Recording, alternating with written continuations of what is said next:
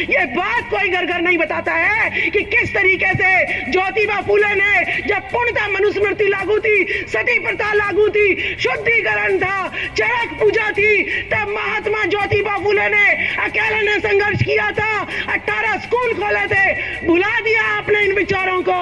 एक का नाम लेने से कुछ नहीं होगा। अगर आपने कर्ज चुकाना है तो घर घर सावित्रीबा फूले पहुंचाना पड़ेगा, घर घर ज्योतिबा फूले पहुंचाना पड़ेगा, घर घर ललाई सिंह यादव परिवार पहुंचाना पड़ेगा, साहू जी महाराज पहुंचाना पड़ेगा। वो पराक्रम दोबारा से इस देश में दिखाना पड़ेगा और दोबारा से हमें क्रांति ज्योति सावित्रीबाई फूले बनकर इस देश में शिक्षा की बुझती हुई लौ को दोबारा जो है बचाना पड़ेगा। नहीं तो वो दिन दूर नहीं है कि 2024 के बाद आपको हर स्कूल में राम आरती होती नजर आएगी। साथियों, स्कूलों में ऑर्डर आ चुके हैं जो व्यवस्था और कृष्ण इनकी पूजा स्टार्ट हो जानी चाहिए। मैं स्कूल में शिक्षिका रही हूं। जितने भी ऑफिसेज हैं उनकी सारी किताबों पर जो है हिंदू धर्म के चिन्ह पहले पेज पर लिखने बहुत पहले से शुरू हो चुके हैं। आप अगर औलाद हैं ज्योतिबा फूले की, आप अगर औलाद है सावित्रीबा फूले की, आप अगर औलाद है फातिमा शेख की, और आप अगर औलाद है बाबा साहब भीमराव अंबेडकर की, तो गुलामी छोड़ दो। मैंने एक बात सीखी है कि आरएसएस ने प्रचारकों पे खर्चा किया और जब प्रचारक बन गए, विचारधारा घर घर में पहुंच गई और उनके नाम के टीवी घर घर में लगे हुए हैं और उस टीवी पर रोज नए नए बाबा पैदा होते हैं और अपने धर्म की गाथा सुनाते हैं। और जब उनका सारा घर में राज हो गया तो उनकी सत्ता आ गई, तो बीजेपी के आज बड़े बड़े जो है बिल्डिंगें हर जिले में पूरे भारत में बन गई है। लेकिन हमारे लोगों ने क्या किया? हमारे लोगों ने भवन बनाने का काम किया और सरकार ने कहा हम भवन बना के देंगे। वो कहते जी बहुत अच्छा, भवन बना के दीजिएगा। विचारों पे काम नहीं किया बाबा साहब के। बाबा साहब के अनुयायी 6 लाख थे, उन्होंने मोमबत्ती जलाई, अंबेडकर भवन बनाए। और कार्ल मार्क्स के कितने थे? उसके 6-7 थे। उन्होंने क्या किया? घर घर जाके विचारधारा फैलाई। कार्ल मार्क्स की विचारधारा जिंदा है और बाबा साहब की विचारधारा मर गई। तो ये है, आपने प्रचारकों पे खर्च नहीं किया, आपने भवनों पर काम किया।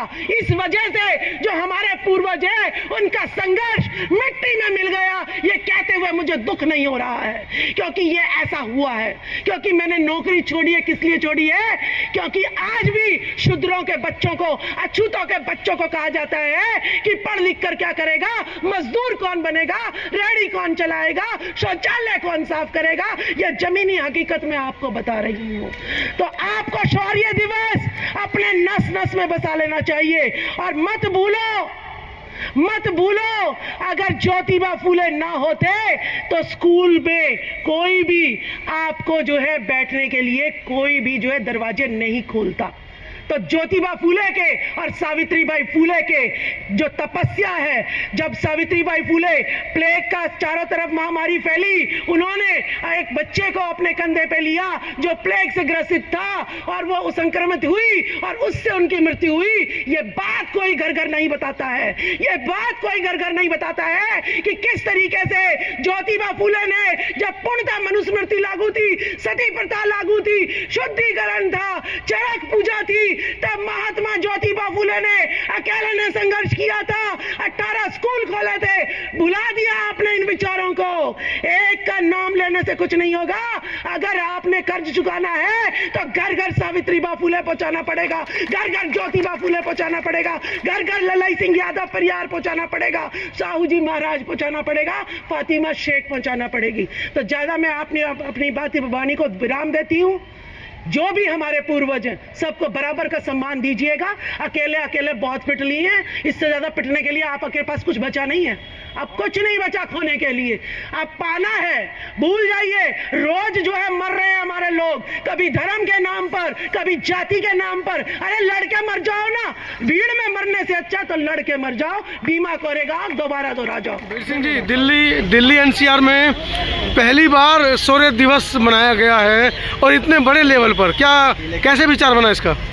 ये सर हम पढ़ते रहते हैं ना जी। ज्योतिबा फुले, सावित्री फुले को और ये बाबा साहब की विचारधारा को आगे बढ़ाने का कार्यक्रम किया हम लोगों ने। और ये जो है ना कार्यक्रम करने का जो है आइडिया मैंने ही दिया था अपने अध्यक्ष को कि किया जाए दिल्ली में। शॉर्ट नोटिस पे, मतलब रात में आपने कार्यक्रम तैयार किया, हजारों की संख्या में लोग इकट्ठा भी हो गए और सारा काम बड़े अच्छे से हुआ है। जी। लोगों में लगन है संविधान को बचाने के लिए सर। हम जी, संविधान खतरे में है, देश का लोकतंत्र खतरे में है। अगर 24 में सारा ये इंडिया गठबंधन जी एक संघ के खिलाफ एक साझा उम्मीदवार उतारे और चंद्रशेखर और बहन जी को भी शामिल कर लिया जी करा सकते हैं। नहीं तो 24 के बाद चुनाव नहीं होगा, आपको घरों में कैद करके मारा जाएगा, लॉकडाउन भी लगेगा, कोरोना भी आएगा और आगे इलेक्शन भी नहीं होंगे।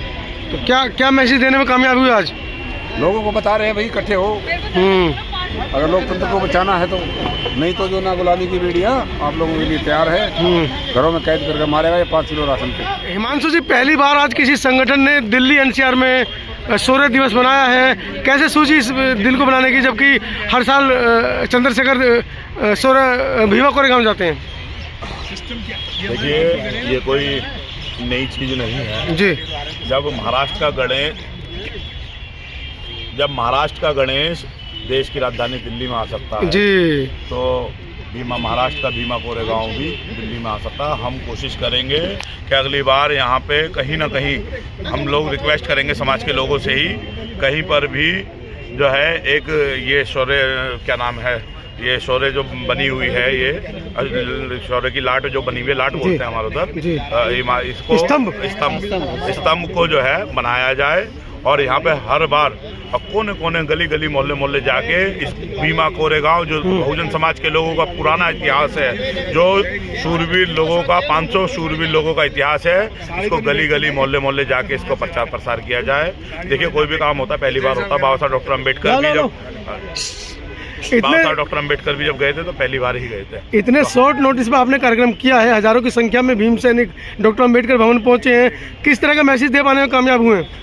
देखिए, मैं दोबारा पुनः बताऊंगा कि हम लोग अपना पुराना इतिहास, जो हमारा इतिहास जो हमसे छुपाया गया था, हमसे ख़त्म किया गया था, उसको हम दोहराने के काम कर रहे हैं। जब कभी अगर ऐसी कोई बात भी होगी, जब हमारे मान सम्मान स्वाभिमान पर आँच आएगी, जब इस देश के भारतीय संविधान पे भी आँच आएगी, तो भीमा कोरे देश की राजधानी दिल्ली में दोहराने में जो है हम सभी लोग जो है मिलकर देर नहीं करेंगे।